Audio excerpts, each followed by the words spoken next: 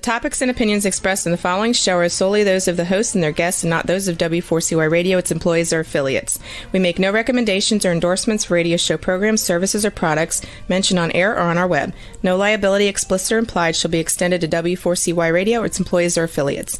Any questions or comments should be directed to those show hosts. Thank you for choosing W4CY Radio.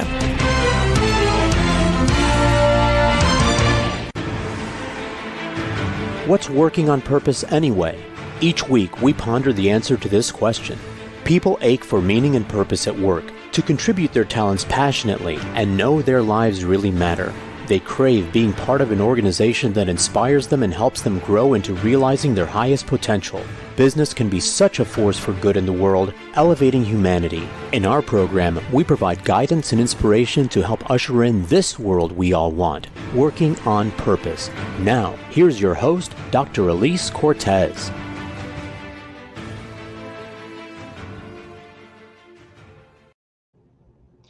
Hi there, welcome back to the Working on Purpose program. Thanks for tuning in again this week. I'm your host, Dr. Elise Cortez, doing you live from Dallas, which is home base for me. If you don't know me yet, I'm a management consultant specializing in meaning and purpose, organizational logotherapist, inspirational speaker, social scientist, and author. You can learn more about me and how we can work together at elisecortez.com or gusto-now.com. Let me thank my partner and sponsor, WorkProud. We are a perfect collaboration. Everyone wants to know they matter and that the work they do is meaningful and appreciated. WorkProud is a mobile platform built to encourage employees to share stories and recognize each other's contribution. WorkProud empowers HR and business leaders to help create company cultures where all employees are inspired to feel proud of their work and proud of their company. Learn more at workproud.com. With us today is Charles Antis, founder and CEO of Antis Roofing and Waterproofing. A well-respected and widely known roofing expert, entrepreneur, and humanitarian, Charles has become one of the most trusted names in the roofing industry countrywide, as well as an inspirational business leader championing social corporate responsibility. Antis Roofing and Waterproofing celebrated its 30 years anniversary in 2019, or as Charles would say, for over 30 years, we've been keeping families safe and dry. We'll be talking about Charles's path to purpose, how corporate social responsibility and philanthropy has changed in the pandemic, and how purpose translates to business results. He joins us today from Irvine, California. Charles, welcome to Working on Purpose. It's about time. It's about time. Thanks for having me on, Doctor. I'm excited to be here. You're so welcome. And hey, by the way, we were talking before we came on. You're from Oregon. I'm from Oregon. How did we not know that about each other? Wow, I do not know that. Right? I was born in Roseburg, Oregon in 1962, Mercy Hospital.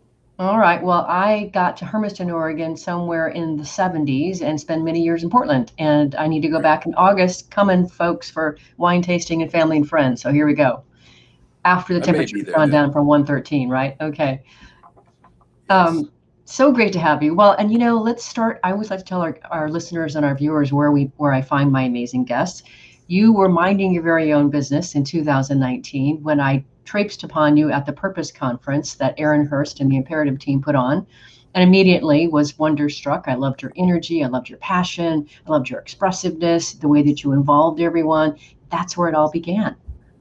Yeah, we were aligned there. We potted off and we ended up doing some street work together. And I don't remember what we were asking people, but I remember how I felt when they answered.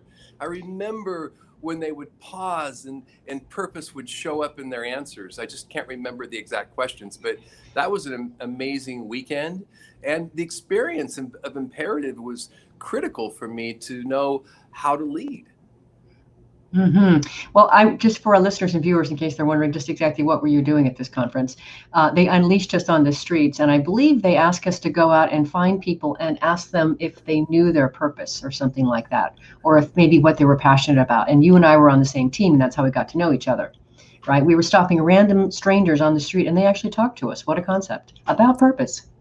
It was fun. We had a lot of fun, and that's Imperative is where I think that we both paused there. That environment, it was a safe environment to dig a little deeper, try to understand what that is that fulfills us. Yeah. So since we are going to be talking about purpose and philanthropy and other things, it's helpful for our listeners and viewers to understand where does the path to purpose begin for you? Where did it start? Wow, I spend a lot of time answering that or pondering that, and the answers change over time. Mm-hmm. But I think it starts very young for me. It starts very young for me, and growing up in Oregon in a small town, and in an environment where all of the men that I knew, or almost every man that I knew, worked with his hands and worked hard and didn't have time to pause. Didn't have time to pause on much of anything, let alone this little lonely boy who's trying to figure himself out. And so while I respected those men, and while I took one of those dangerous jobs like I saw, I'm in roofing now, what really created a pause in me was the few times I remember a man, particularly a man, maybe because I needed that. My father was a great father, taught me how to work, taught me to do the right thing. But there was a certain intimacy that maybe he wasn't able to fulfill entirely. And a couple of times, a few men paused on me, like the time in 1968, I'm 6 years old at the Wooden Nickel Day Parade in Myrtle Creek, Oregon. It's the biggest event in town, in that small town. And I remember being waiting at the end of the parade on the street, where there was this man that always walked at the end of the parade, at least for a few years I remember. His name was John Shirtcliffe. He owned the Shell oil plant. And I remember what John did. He handed out toys, and I remember he handed out dimes. And I think that was a big deal. I got that dime, and I could buy 2 candy bars with the dime in 1968. But what he did when he handed me the dime was not something that every man did. He held my stare. So powerful today, because when I hold an employee's stare, then I will honor them. And when they hold my stare, they're honoring me. And that man honored me, something that he saw in me, and it intrigued me. And to this day, those events with those men, a couple other men, similar experiences, I think that that's something that I wanted, but I didn't know then. And now today, I get to live a little bit like John Shirtcliffe, and it's really fulfilling. But I had to learn how to get here, because part of me thinks I have to grind and work and work and work. But there's a discovery in there that there's a life balance mixed with really taking care of yourself really well first, and then thinking that maybe I have capacity to take care of a lot more people, and then just doing it. And that's kind of what it evolved into. Oh, Charles, that's yummy. I'm so glad I asked you that question. Okay, so then how would you articulate your personal purpose, if you could? Well, you set that up so perfectly, and I think that you're a master designer. But it wasn't until I went to Imperative, the deep 3-day purpose, that I got anywhere. And I remember, and I think that people that went there can remember similar things. And you're inside a 3-day camp when you're trying to discover something. It's hard. You don't really want to be there entirely, because it requires some work and some uncomfortableness, some vulnerability. And I remember during that 3 days, there were a couple times where part of the pod wanted to quit. It was ready to create a coup and take over and said, this isn't working. And some other people stood up and said, let's trust the process. And I remember somewhere in that time, me not knowing whether it was working or not, those in my pod, which was some people from Carnival Cruise Lines that were just awesome, they just out of nowhere nailed me. They nailed me, because I was going off on what I couldn't do. I can't mentor well. I don't manage well. I'm like Seagull Boss. When I mentored my daughter when she was in my 22-year-old daughter when she was 7, I tried to tutor her in math. And next thing you know, she's crying because of what I'm saying.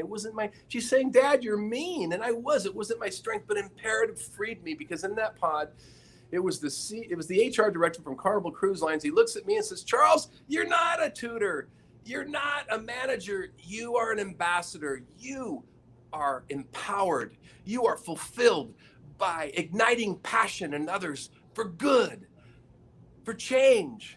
And I just it hit me like, is that me? And it hit me though with some familiarity. Like, that does sound like what I want to do, but am I that guy?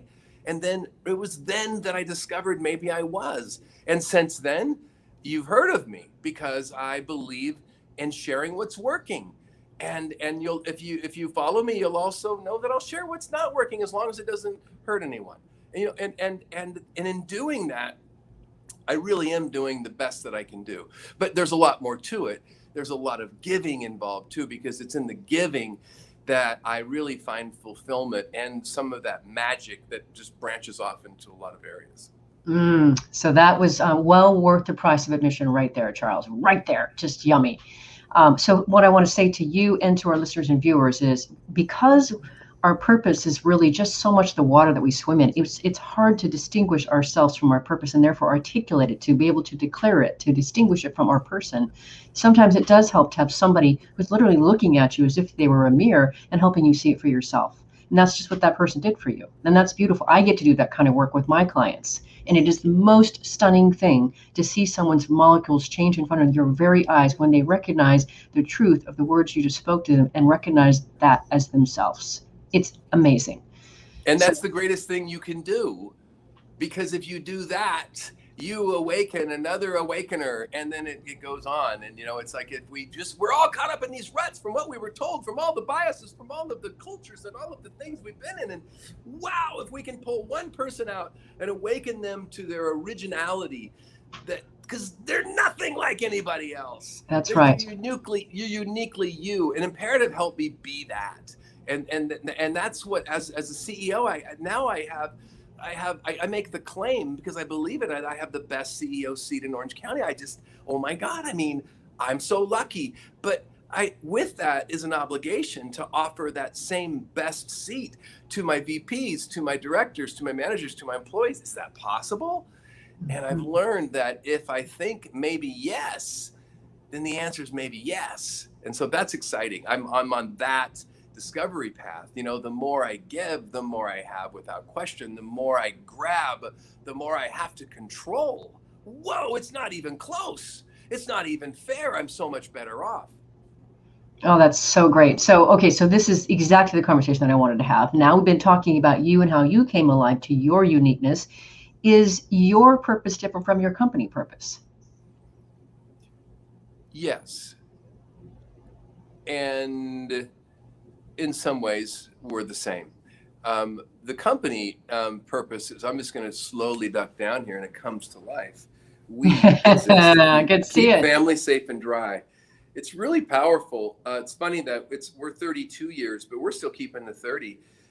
It's a really powerful statement that we keep family safe and dry. When somebody in scheduling gets a call, or somebody in customer care gets a call, and somebody's got a leaky roof, when they really believe and they know that we exist to keep families safe and dry, then that person that calls in gets the number one service. We go out there and we get them dry. That's the most important thing. Getting paid is not the most important thing. How weird is that to own it like that? But how awesome is that to hold it like that? And that's what we get to do today. And that's powerful. And I believe in that. And a lot of our giving rolls up under that. Like Habitat for Humanity believes that every family deserves a decent place to live. I wear that on my forehead. I've been a board member there for 11 years. We've donated the last 80 roofs for Habitat families in Orange County. It's probably about $1.2 million in roofing, along with Eagle Tile. And we absolutely love it. It defines who we are. It defines who we are. I have done deeper studies into what fulfills me, and I've learned some things about me that is best said by what I said before. I am fulfilled. I'm giggly. I'm awakened in the moment when those around me come to life and see themselves and their organizations as more powerful.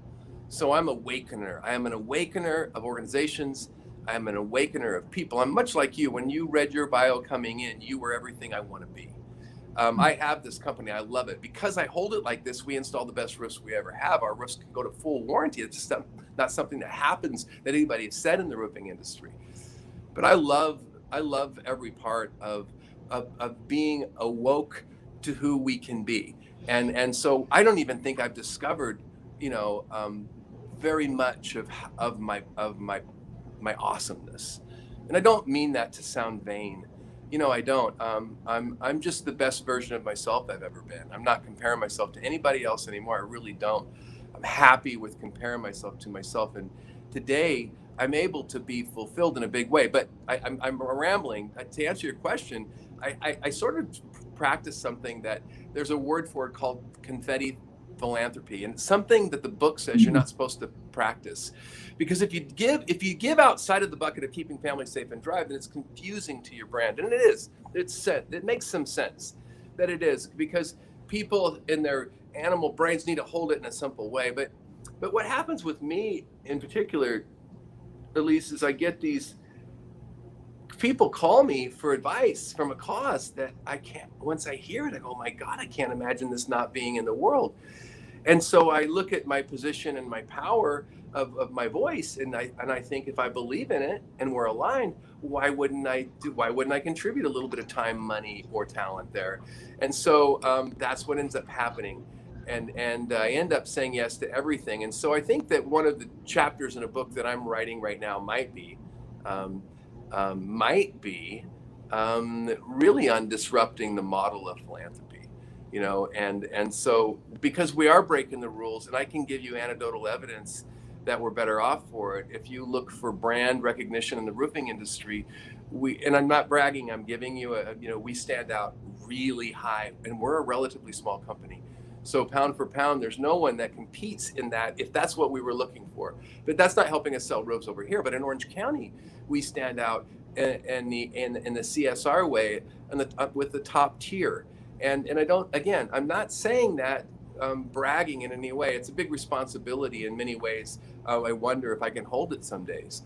But we're in a great position, and with that position gives us leverages of all types. And so I've never experienced anything like this as we rewrite how this is done. But I love it because I'm alive in the moment every day. If I'm not talking to you, when you're asking me by tough questions, I mean important questions that if we answer correctly can awaken other people. But it's just the way I get to hold everything with such importance today. It's a powerful way to lead versus when I held it like a grinder, like showing up here 90 hours a week, literally. I remember making a big deal in my company, talking about it many times. My nephew, who 1 week about a dozen years ago worked 98 hours. I was teasing him to see if he'd get to 100. I told that story for the first time today to my storytelling coach, and I started crying when I told it because I said I could have killed him. I could have killed him. You think about what I was doing to him to work that many hours. He wasn't sleeping enough. He was driving long distances. And my example, my balance was completely off. And so today there's just something beautiful in this attempt to discover a better way. And it's never been a better time to attempt to discover a better way. That would be a great pull out from this, is like, this is the time. This is 100 years ago in your blazing west, or 200 years ago, and you need to build community. You're trying new things if you want to be successful and be heard. When you rely on the old models right now, I've sat on a lot of boards. I'm a lot more nervous on the boards that rely on the old models because our stories are stale. That's why you should be. We lack passion. Mm-hmm. And I'm excited when we change the stories. Hold that thought. We got to grab a quick break, and I got more got to extract out of you. I love your passion. You have so to right. Time out me. Don't worry, I got you. I'll take care of you. I'm Elise Cortez, your host. We're on the air with the ever exuberant and passionate Charles Antis, who's the founder and CEO of Antis Roofing and Waterproofing. We've been talking a bit about his own path to purpose and how he's expressing it, and literally the vitality that it gives him. After the break, we're going to learn how philanthropy and corporate social responsibility have changed during the pandemic and what Charles is doing to steward that. Stay with us. We'll be right back.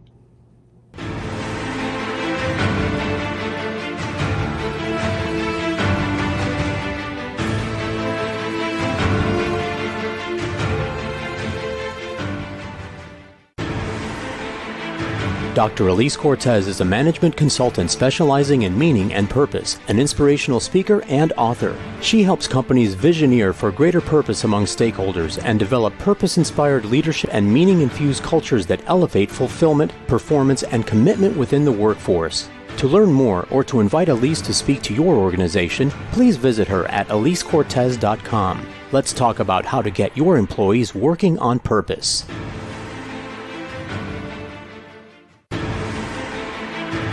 This is Working on Purpose with Dr. Elise Cortez. To reach our program today or to open a conversation with Elise, send an email to Elise, A-L-I-S-E, at elisecortez.com. Now, back to Working on Purpose.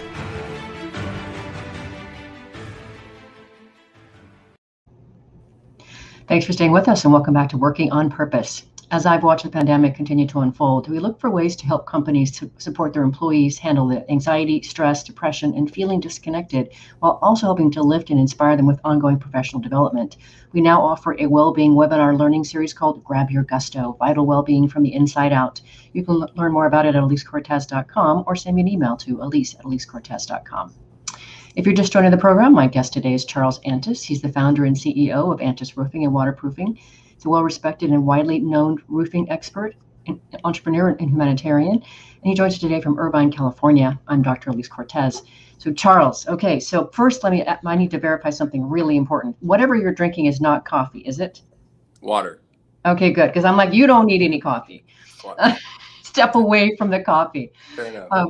So I want to get more into this idea of philanthropy, what you were sort of setting up for us before we went on that break. I love, and I'm very interested to hear about this. And you had said to me in our conversation, getting ready for this show, talking about how corporate responsibility and philanthropy have in general changed. So first, how would you characterize that change? What's different? Well, I think that I have more confidence on the direction I was going before, where I used to say things like the currency of social good. I would question cryptocurrency because I couldn't catch up to it, but I talk about the currency of social good. If you're in business to make money in the world we're moving into, then good luck. And now I'm in that world more so than ever. And so now that we're in it, I think that a metaphor that I used to tell people, there was a podcast I did a year and a half ago, and I said I like to teach people how to tiptoe into philanthropy. And I think that doesn't work anymore. I think that if you compare the metaphor of tiptoeing through the tulips, kind of jumping in, tiptoeing in. No, now it's a swan dive in. It's more of you need to get in and have the experience, because if you tiptoe, you won't know what you're learning. If you jump in, it can be messy, because messy in philanthropy is not really messy. It just feels messy because it's unfamiliar to you. But philanthropy today is listening through the pains of the world. Today, it's not answering the pains of the world 18 months ago. And the pains of the world today are completely different, no matter what group you're around. All of your 18 different groups of stakeholders, or 7, however many you have. I mean, everybody's seeing things differently. So all of your stories that you were telling a year and a half ago have to change. But in philanthropy, you have the need to be heard more than ever, because a practical reason is because what we hear out there, information we know today, is so not genuine. It's so often jaded. So how important it is to have a real story that can rise above, because what I find, a real story with smart photos and smart language, and by smart, I mean using inclusive language, it builds the bridge all the way to everyone. I don't lose anybody on my post that I'm aware of, when I got the vaccination shot. To some people, that was offensive. But there was now and then a calculated risk. But normally, I don't take anything that could be political. I just talk about cause. When I talk about keeping families safe and dry, that builds the bridge all the way to everybody. When I talk about acknowledging and caring for children, that builds the bridge all the way to everybody. There's some things I don't talk about. I don't talk about my support of Mothers Against Drunk Driving, because I don't support them unless I'm renting out the House of Blues and serving alcohol to 1,300 people, because that cause is not going to resonate with my brand and with all people. Right. There's stories that we tell. And the reason we tell the stories, and I want to give you a real practical reason, I'm really into emotional intelligence. I'm not saying I'm practiced in emotional intelligence. I believe that everything happens for different reasons, and people make decisions for different reasons than what they think. And as a social scientist, that's true. And the reason I'm trusted today, and as a roofer, I wasn't always trusted. It's just something about that trade and experience people have. But when I'm trusted today, and I'm trusted today in like this, I'm trusted today because it is without question that I stand for families living in shelter, all families. And what that means is 10,000 years ago, if we were living together, traveling on the plains to survive, and I had an emblem somehow on my forehead that stood for I stand up for all families, then I would be safe to travel with. That is the thing that makes it work. I'm safe to travel with because I'm on the board of Ronald McDonald House. 10,000 years ago, that insignia on my forehead or on my coat, it says, I think it is unimaginable to ignore anyone's sick child. That is why I'm trusted. And I'm not bragging. I'm trying to analyze it because I used to go into board meetings. I only sell for money, for profit, to homeowners associations. We're going to sell 500 units, $3 million re-roof. And I go in there and I start selling. And in 12 years ago, I go in there and board members who represent their homes would accuse me of stuff that to me was really offensive, like kickbacks. They would accuse me of something that happens in the industry. I know it happens, but accuse me of it with no evidence, just because, or saying that we didn't do what we did. And I would just be like, oh my gosh, it hurts me that I'm taking this. And now when I go into board meetings, it doesn't happen anymore. It never happens to me. It doesn't happen to my salesmen that they tell me. When we go into a board meeting, people look at us and smile. They respect us. They do things like touch their hair, or like they're flirting, male or female, when they're talking. And I'll say things like, "What? How are we doing?" And no, I don't know. Well, why are you happy with us? They'll say times like, "I don't know. We just feel good when we think about you." And at first I was bothered by that. What does that mean? What do I? And then finally I realized, oh my God, that's the brand we want. We're safe to travel with. We're safe to travel with, and we are honorable the way we hold the money. We really are. We're a healthy company. But all of it goes back in. I really have strong personal beliefs about next generation wealth, about how I don't want to create little monsters in my kids. I think this is a corporation. It's not a gold builder for me. It's to take care of our people and then build community. And it feels to me like 100% reinvestment. Am I still going to feel that way in 10 years? I don't know. I guess I'll tell you then. I'll still be talking, but it's a beautiful way I get to hold it today, because I used to try to hold it like this. I used to have to hold it like, there's a line in the movie There Will Be Blood. Daniel Day-Lewis, he plays this evil oil baron. Yes. He describes the worst of men in one line. When they're camping one night, tries to get inside his head, and Daniel Day-Lewis, playing this oil baron, says, "I want no one to succeed but myself." Oh. And it's haunting to me, because I know what that feels like. It's not entirely, but I know a little what that feels like. That's one way you can hold the business. And I don't hold the business that way. I don't allow myself to wish anyone to lose, even my competitors. And it's hard at first for some to do that. But when you learn to hold it in this way, it's a lot better way to live. And your people are happy. And people that want to hate you can't even hate you. And that's kind of cool when your competitors that used to not like you. That means a lot to me. That means probably more to me than going to sell that job. I know after 32 years, I'm probably going to be in business. I want to be respected. I want to leave a legacy. I want everything that we do, everything that people will say that they left it better. I mean, how could you not want that? And the more you pause to think about what life is about and what we can actually take with us, the only thing we know, man, why not make everything better? That is living a legacy. And that's something that a lot of people don't hit till their 50s. I'm probably hitting it a lot more because I'm 58. But it's something that is really powerful that you have to listen to, because it can change your life. I'm the same CEO of a roofing company that used to work 80 plus hours a week and have to hold everything tight. I used to bill everything myself so I could get every dime out of it. I mean, it's just how I felt like I had to hold it. And now I don't. I know I could go into change ordering. I could go into change ordering. I haven't overlooked the shoulder in 3 years. Do you know our change ordering is probably 8%? We're roughly a $20 million construction company. Do you know what the average change ordering is a construction company? The upsells, it's a 50% or 200% on some.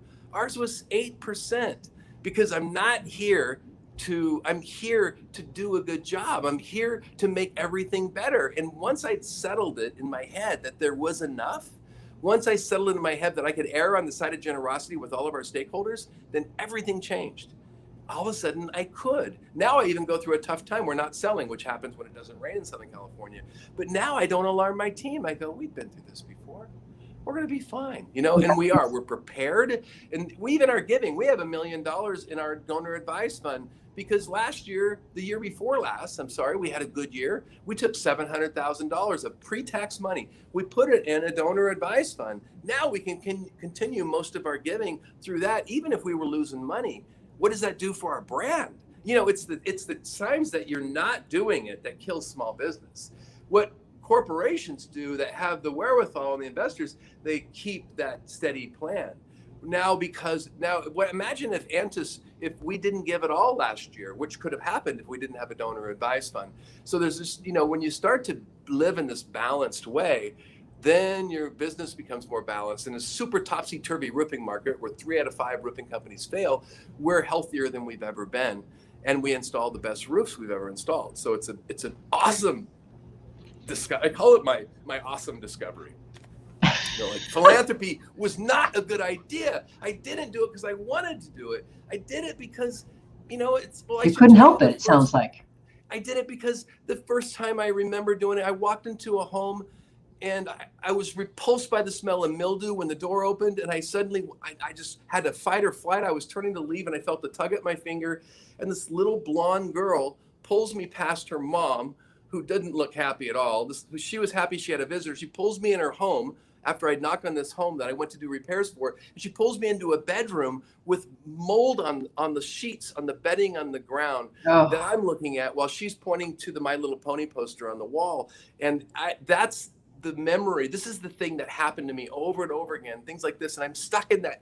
I want to leave that room. This little girl's cute, but she's a threat to my young business, my first year in business. This is 32 years ago. And the mom walks back in this room, and something came out of me that I never said before, but I couldn't not say it. I said, I'm going to take care of your roof, hoping it was a hole in the roof, just a little hole, but the roof was gone, and I had to get a bunch of volunteers. I didn't have any employees yet.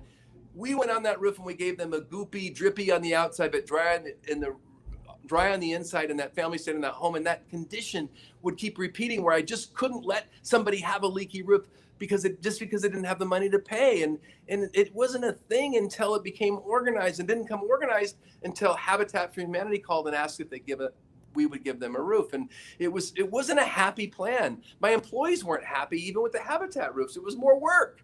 We weren't getting paid. It was more stress. It took a while to find the balance. But the balance was when the employees started showing up on the builds. The balance was when the employees heard about the moldy mattress story. The balance was when the employees got to learn that it's okay that we do this thing. It actually makes us better. So there was a long discovery process that wasn't beautiful until now. You know, because I didn't have the Sherpa to tell me I was on the right path. I did some of the decisions feeling like there was a gun to my head because Dad always said you do the right thing. You know, Dad wouldn't let this lady have a child with a leaky roof. You know, my dad wouldn't do that. I know he wouldn't. And it came down to that back then. You know, and even now, Elise, giving now, it's still the same. We get these asks come in and it's like, it feels like, it feels like you're ripping a rib out of me. Like there's no way we can do that. But we learn this tool, this answer.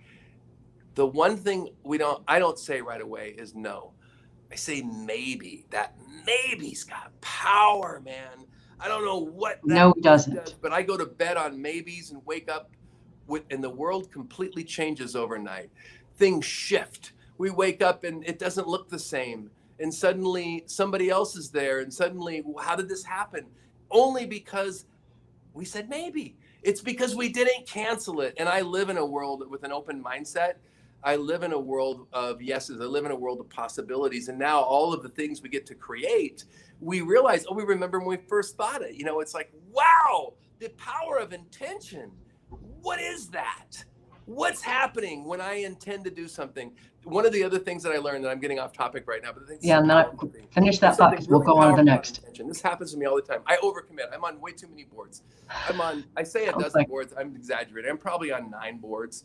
And as a result, I end up with so many things I commit to do. I had it today.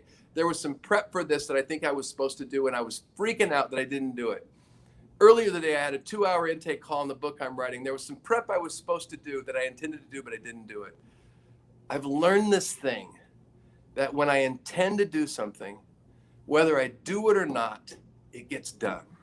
It's as simple as that. If I just can open my intention up, there's a powerful something. I don't think I've mastered that yet, but the power of intention is such that so long as I really intend to do it, it doesn't matter if I do it or not, it gets done. And sometimes because I didn't do it, it's done so much better because it's done in a way that's sustainable that someone else can push. You're sending energy, basically. And on that note, hang on, let's grab our last break. I'm Elise Cortez, your host. We've been on the air with Charles Antis, the founder and CEO of Antis Roofing and Waterproofing. We've been talking a bit about his ideas about philanthropy, and you can see how exuberant he is about this. It's awesome. After the break, we're going to learn more about how purpose translates to business results. Stay with us. We'll be right back.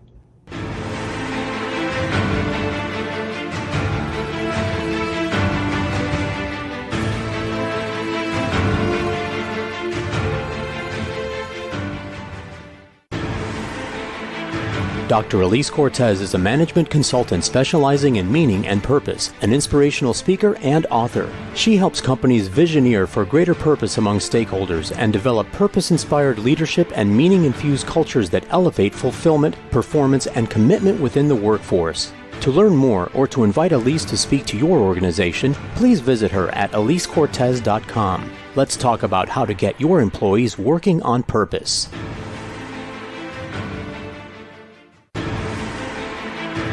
This is Working on Purpose with Dr. Elise Cortez. To reach our program today or to open a conversation with Elise, send an email to Elise, A-L-I-S-E, at elisecortez.com. Now, back to Working on Purpose.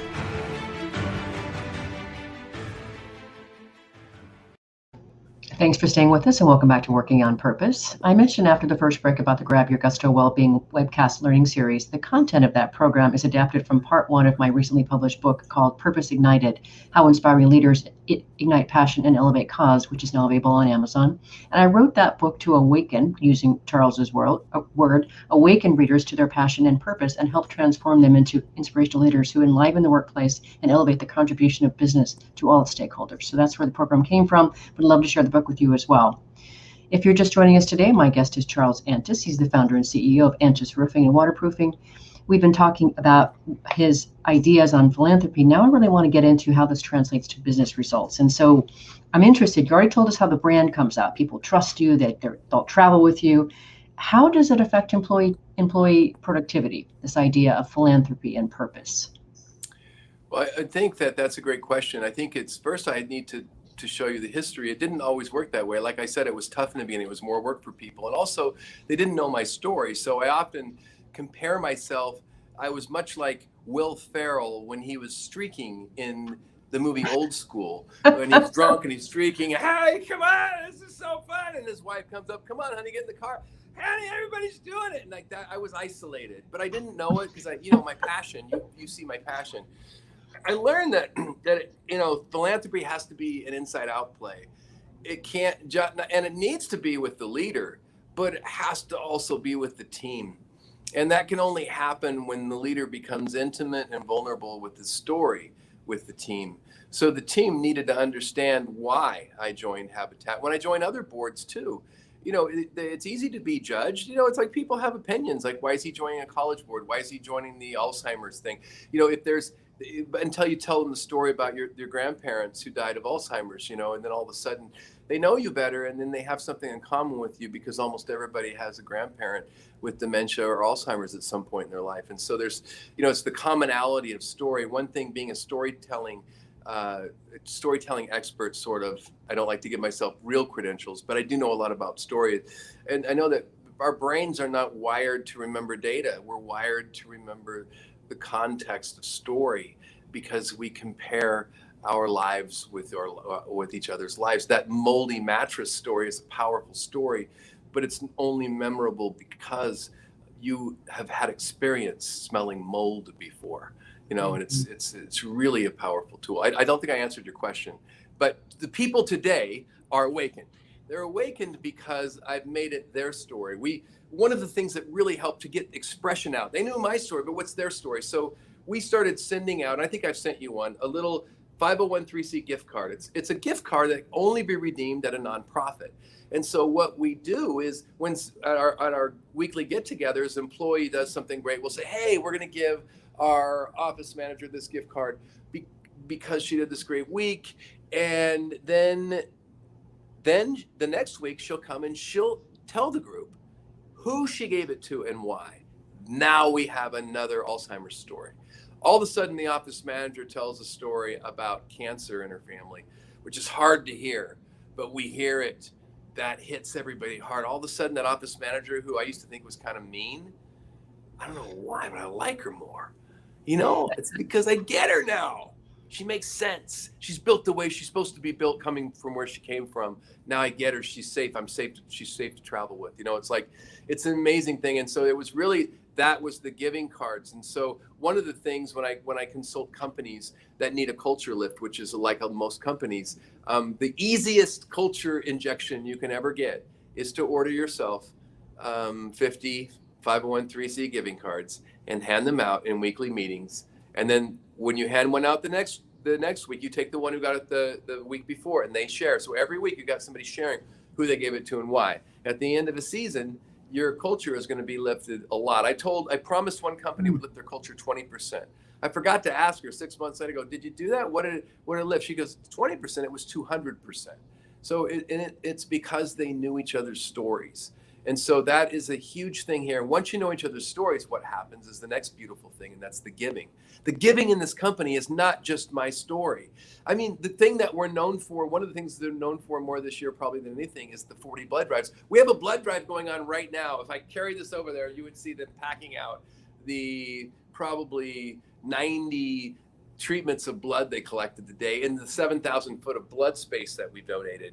40 times we've done that. And that's because Susan DeGrassi, my VP of Cause, who's one you haven't met, who you've got to meet. She's a rock star who's here because we attract top talent.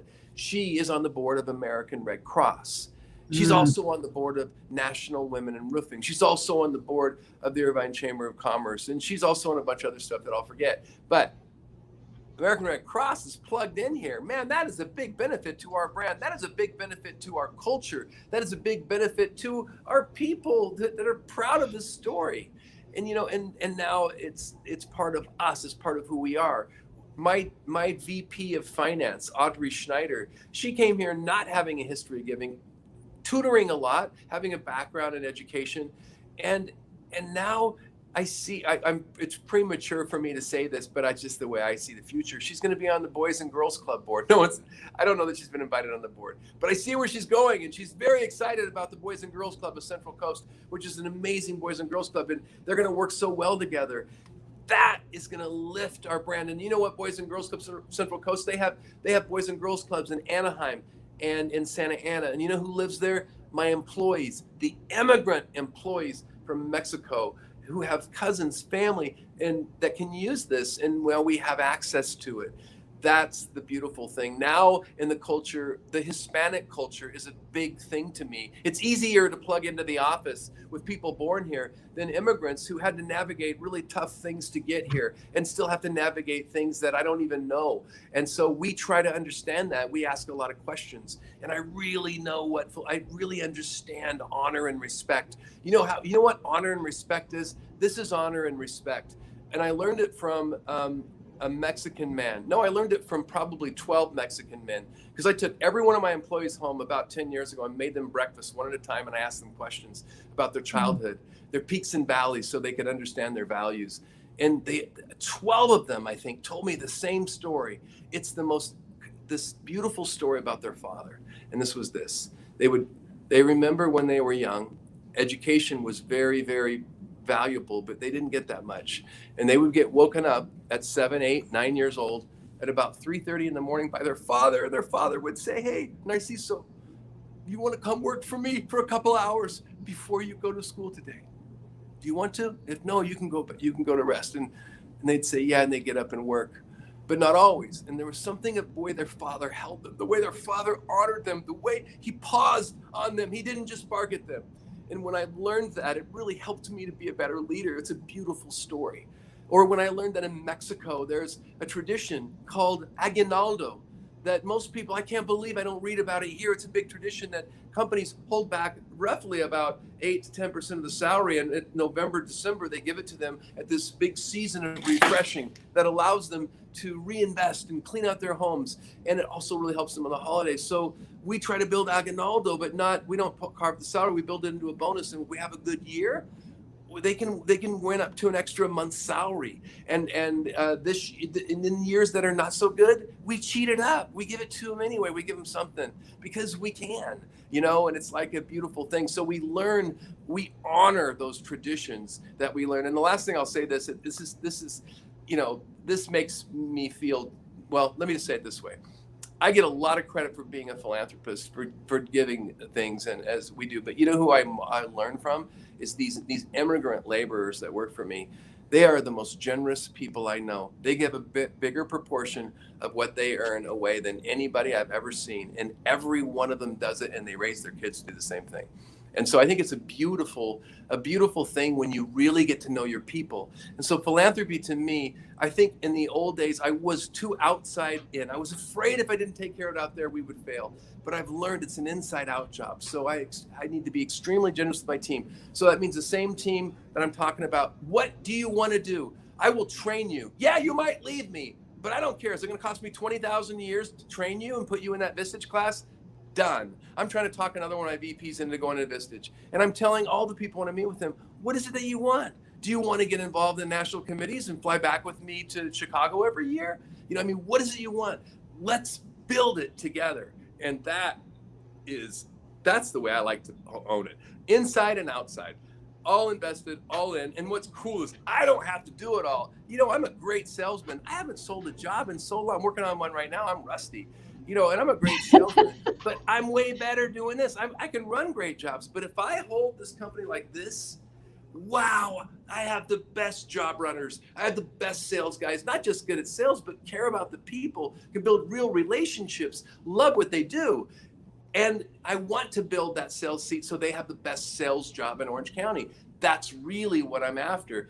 That's my intent. And I've learned that, like I said, whatever we intend to do that's good, it happens. And it happens by the people that try to help you. And I believe it happens by those that try to foil you. I just don't register. I don't notice them. I do this practice that I learned from a Vistage coach 10 years ago. It's just this, AAPI. I have it on my board. I write it in my book. Always assume positive intent. It's the most powerful tool in the world. And really those that literally work to, looking back, those that maybe are working again, if I don't acknowledge it, they literally end up helping. And I can't explain it. It's too long of a story. It's energy. But just trust. It's energy. Thank you. That's great. Okay, we're already out of time. Can you believe I'm sorry, I just go off on these tangents. Would you stop apologizing? This is great. People are going to love this. And leaders, this is your example, my dear. This is how you run a company. So Charles, 30 seconds or less. What do you want to leave our listeners with? This is people from all over the world listen to the show. What do you want to leave them with? Wow, I would just say, now is the time. Now is the time to invent it better than ever. It's like we're 500 years ago, or it's like a couple hundred years ago. My grandfather worked in a logging company and they blazed the West and they built community. Now's the time to build community, build it with your people and build it with their families and build it with all of your stakeholders and try and fail. It's also the time of all of our lifetime. It is the time to rejoice in failing. Those who fail the most will win. So try and fail, keep trying, but try new things and take care of your people. Beautiful. Charles, thank you so much for joining us. This has been fantastic. You have given so much to our listeners and viewers, and I'm so grateful to have you in my life. Thank you for joining us. Thank you. Likewise. Listeners, if you want to learn more about Charles Antis and the work they do with his team at Antis Roofing and Waterproofing, just start by going to antisroofing.com. And thanks Follow again. me on LinkedIn. And follow him on LinkedIn. The guy's crazy. He's posts great posts as well. They're always entertaining and inspiring. Thanks again to our partnering sponsor, WorkProud, which helps companies build a platform where your workforce receives meaningful feedback. And thanks for their work from people across your company. Last week, if you missed the live show, you can always catch it via recorded podcast. We were on the air with Susan Lucci, a purpose guide and circle convener, talking about the work she does convening circles and the movement toward a culture of care she sees emerging among women across the world. Next week, we'll be on the air with Tim Jones, aka the Grow Good Guy, talking about the work he does helping companies transition to a B Corp status. See you there. Remember that work is at least a third of our life, so let's work on purpose. We hope you've enjoyed this week's program. Be sure to tune into Working on Purpose, featuring your host, Dr. Elise Cortez, each week on W4CY. Together, we'll create a world where business operates conscientiously, leadership inspires impassioned performance, and employees are fulfilled in work that provides the meaning and purpose they crave. See you there. Let's work on purpose.